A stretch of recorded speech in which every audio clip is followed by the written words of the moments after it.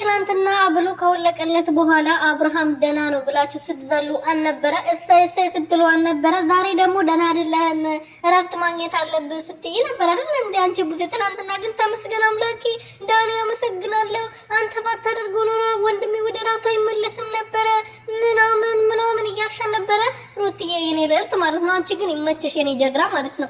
እንግዲህ መታ ልክልካቸው ነግራቸው እንደ አንቺ እንደምታስቢ አይነት ሴት አይደለሁም እኔ በጣም ለራሴ ክብር ያለኝ ለሃይማኖቴ ክብር ያለኝ እንደ አንቺ ቆሻሻ ሴት አይደለሁም ብላታለች። እንግዲህ ልክልኳን ነግራት ነው ሄደችውና ምን ልላችሁ ፈልጌ ነው መሰላችሁ ዳኒ ይሄ አሽቃባጭ ይሄ ቁሩፉ የሆነ ኮርማ የሆነ ሰውዬ ማለት ነው። ምን አለበት ስፖርት እየሰራ ቁመቱን እንትን ቢል እዚህ የሰው ህይወት ውስጥ ገብቶ እኔ ነኝ ማቁላላው አለ እኮ።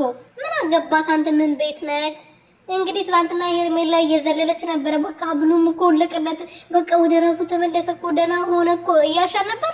ዛሬ ምንድነው ወደ ራሱ መመለስ አለብህ ተጋ መቆየት አለብህ ነው የምትይው?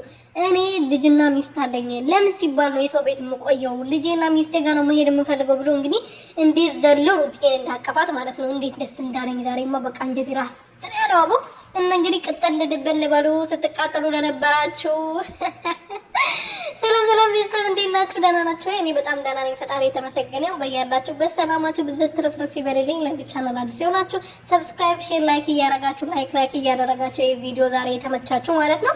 እንግዲህ ሩትዬ መታ ቀብራሯን ግርማ ሞገሷን ባሏን ይዛው ሄዳለች። እንግዲህ አብርሃምም እኔ ፈልጌ ፈቅጄ ነው አላበርኩም፣ ጤነኛ ነኝ፣ እናንተ ናችሁ ያበዳችሁ፣ እናንተ ናችሁ የጨለላችሁ፣ እኔ በጣም ደህና ነኝ፣ እኔ ልቀቁኝ፣ ወደ ልጄና ወደ ሚስቴ ልመለስ፣ ወደ ቤቴ ልመለስ ብሏል። እንግዲህ አብርሽ